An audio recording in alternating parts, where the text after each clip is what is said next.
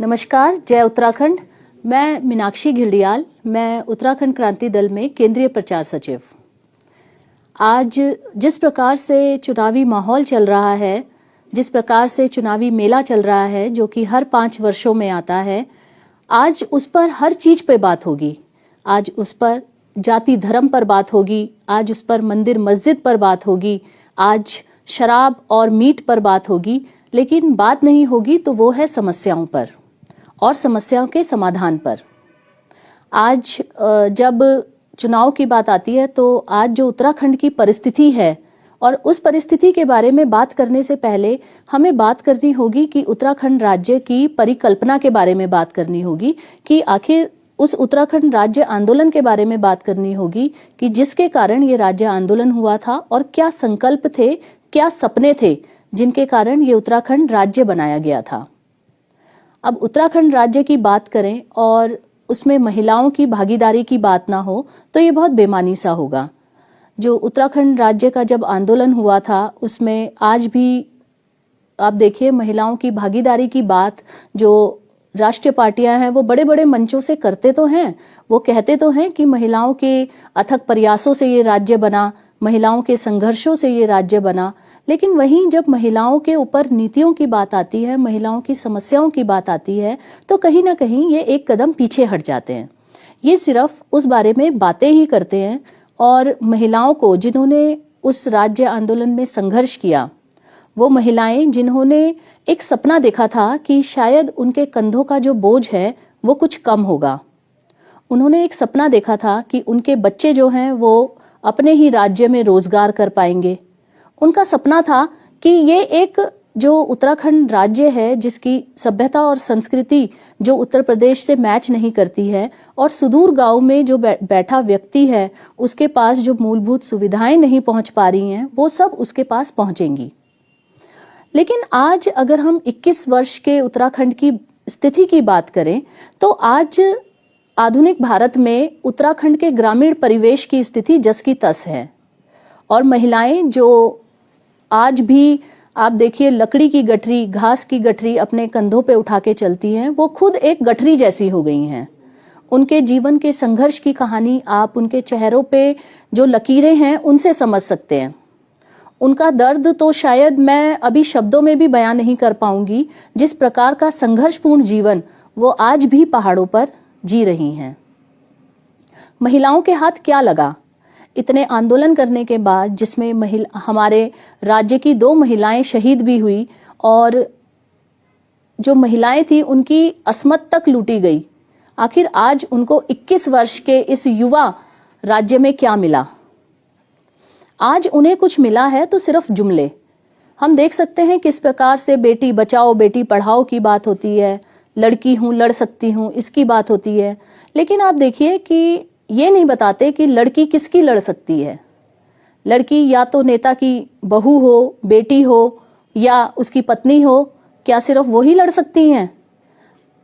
आप सिर्फ महिलाओं की तरक्की की बात करते हैं, आप महिलाओं की सुरक्षा की बात करते हैं, लेकिन वहीं आप देखिए पहाड़ों पे यदि महिलाओं की सुरक्षा की बात करें तो आज वो जंगली जानवरों से वहां पर सुरक्षित नहीं है।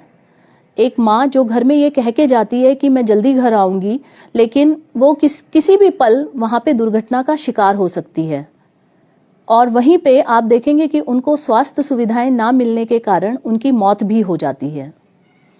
आज प्रसूताओं को हम लोग देख रहे हैं, जिस प्रकार से न्यूज़पेपर में हर पल खबरें आती हैं, उन खबरों पे कई एनजीओ जो हैं वो मोमबत्ती भी जलाते हैं, कई खबर उनको आगे लाइमलाइट में भी लाते हैं, लेकिन हर बार वही होता है। हर साल हमारे पास फिर से एक नया आंकड़ा आता है, फिर से प्रसूताएं जो स्वास्थ्य सुविधाओं के कारण मर रही हैं उनका एक आंकड़ा भर हम लोगों के सामने आ जाता है, लेकिन उस पे कार्य करने की बात कभी भी ये राष्ट्रीय दल नहीं करते हैं, जबकि ये उनकी जिम्मेदारी बनती है कि पहाड़ पे रहने वाली जो महिलाएं हैं उनके स्वास्थ्य का ख्याल रखें, उनकी आर्थिक स्थिति का ख्याल रखें, उनकी शिक्षा का ख्याल रखें।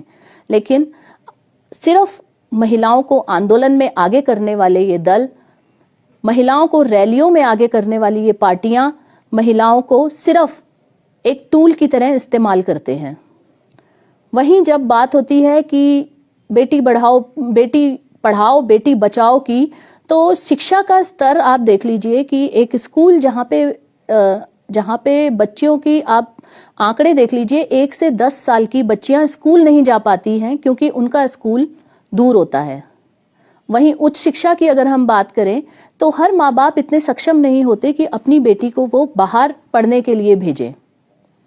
तो कहीं ना कहीं बेटियों को पढ़ाने और बचाने वाली जो बात है बहुत बेमानी सी नजर आती है।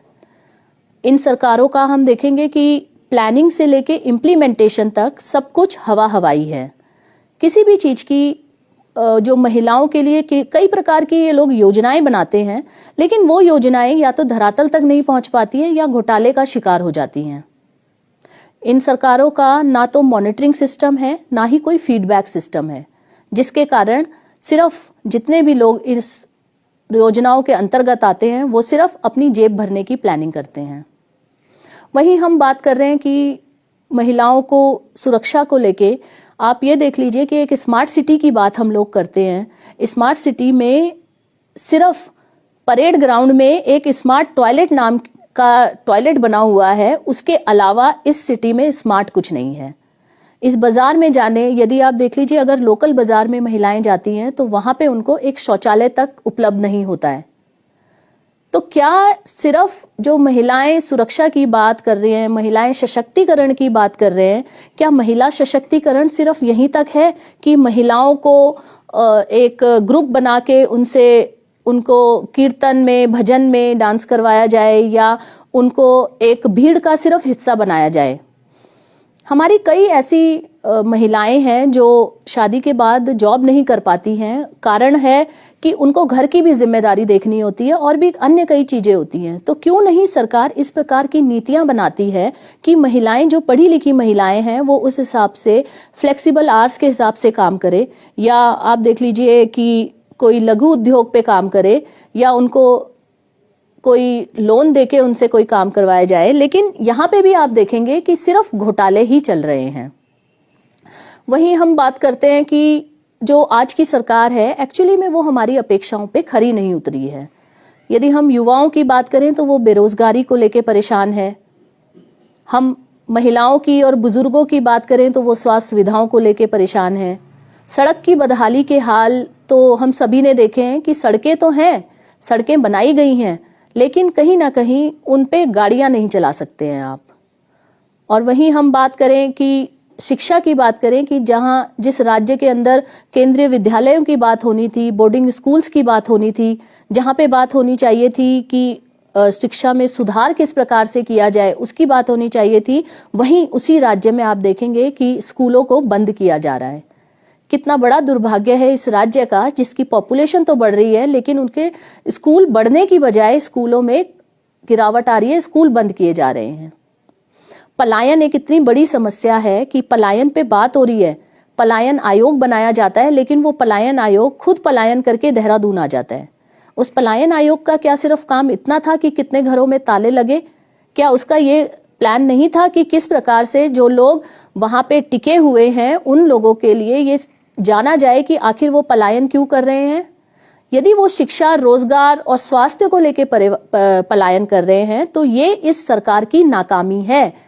और आप दुर्भाग्य देखिए कि ये जो सरकार है आज भी 21 साल के बाद विकास की बातें तो करती है, लेकिन वहीं जब रोजगार, शिक्षा और पलायन जैसी मूलभूत सुविधाओं के और रोना, ये आज भी रो रही हैं।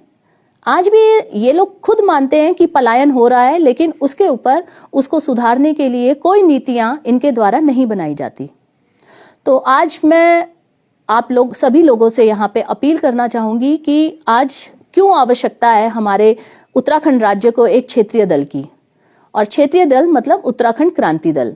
उत्तराखंड क्रांति दल एक ऐसा क्षेत्रीय दल है जिसने ये जो आंदोलन किया था, उत्तराखंड राज्य का आंदोलन किया था, एक परिकल्पना की थी, इस उत्तराखंड के बेहतर उत्तराखंड की एक परिकल्पना की थी, जो आज भी एक सपना मात्र है। आज भी आम जनता आप देखेंगे कि खुद को ठगा हुआ महसूस कर रही है। जनता इतनी कंफ्यूज है कि समझ में नहीं आ रहा कि कांग्रेस बीजेपी है या बीजेपी कांग्रेस है। हालांकि मैं इन राष्ट्रीय दलों का नाम भी नहीं लेना चाहती हूं, क्योंकि इन दोनों की जो विचारधारा है वो अब मिक्स एंड मैच हो चुकी है। कोई भी नेशनल पार्टी होती है, इसकी एक आइडियोलॉजी होती है, वो नेशन वाइज होती है।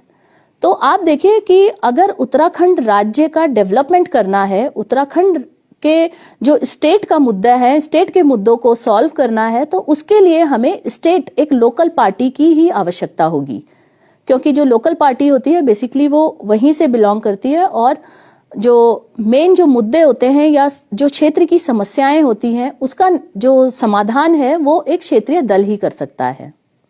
आज आप देखेंगे कि अगर राजधानी गैरसैंण की कोई बात करता है तो वो क्षेत्रीय दल करता है, उत्तराखंड क्रांति दल करता है। यदि आप देखेंगे कि अपने जल जंगल जमीन के अपने अधिकारों की बात करता है तो वो उत्तराखंड क्रांति दल करता है। महिलाओं के लिए एक अलग नीति होनी चाहिए। महिलाओं के लिए आप सिर्फ दिखावे की योजनाएं ना बनाएं। जिस प्रकार से घसियारी योजना की हम बात करेंगे तो ये भी महिलाओं के साथ एक मजाक सा है। आप देखिए कि एक तरफ तो आप कहते हैं कि महिलाओं की सुरक्षा के लिए ये बनाई गई है घसियारी योजना कि महिलाओं को घास लेने जंगलों पे नहीं जाना पड़ेगा, लेकिन क्या कभी आपने उस परिस्थिति का आंकलन किया है कि जो बच्चियां स्कूल जा रही हैं वो भी उन्हीं पहाड़ों से गुजर के जा रही हैं, जो महिलाएं लकड़ी लेने जंगलों में जा रही हैं वो भी उन्हीं जंगलों में जा रही हैं। तो आप सिर्फ एक घास का व्यवसायीकरण करने से किस प्रकार से महिलाओं को सुरक्षित कर रहे हैं। उत्तराखंड क्रांति दल बात करता है, उसका विजन है कि जितने भी पहाड़ी राज्य हैं बेसिकली वो कृषि के ऊपर आधारित हैं और हम जो उत्तराखंड क्रांति दल है वो भी इसके कृषि को डेवलप करेगा। यहाँ पे जो पर्यटन के लिए बहुत ही आप देखिए हर प्रकार के मंदिर हमारे उत्तराखंड में, आप देखिए ट्रैकिंग के लिए सबसे बेहतर स्थान हमारे उत्तराखंड में, मनोरम दृश्य हमारे उत्तराखंड में, उसके बावजूद भी यहाँ पे पर्यटन नहीं बढ़ाया जा रहा। पर्यटन के नाम पे आप सिर्फ मसूरी, वो भी जो अंग्रेजों ने बसाई थी, उसके अलावा आप कोई और पर्यटक स्थल ही नहीं डेवलप कर पाए। दूसरी बात मैं ये कहूंगी कि एक अपील मैं आप सभी लोगों से करना चाहूंगी कि जो उत्तराखंड क्रांति दल है वो दल नहीं दिल है। उत्तराखंड क्रांति दल एक जज्बा है जो अपने ही लोगों को अपनों से जोड़ता है। जिस प्रकार से राज्य आंदोलन में हम सभी लोग एकजुट होके ये राज्य हमने अलग करवाया था, लेकिन जिस सपने के लिए अलग करवाया था वो सपना ही रह गया। उस सपने को पूरा करने के लिए आज फिर हम सभी लोगों को एकजुट होना होगा। इसी के साथ मैं अपनी बात समाप्त करूंगी और सभी से अपेक्षा करूंगी कि हर राज्य में जिस प्रकार से क्षेत्रीय दल को अपनाया गया है, बढ़ाया गया है, इसी प्रकार से अपने क्षेत्र के विकास के लिए हमें अपने क्षेत्रीय दल को आगे बढ़ाना होगा। जय भारत, जय उत्तराखंड।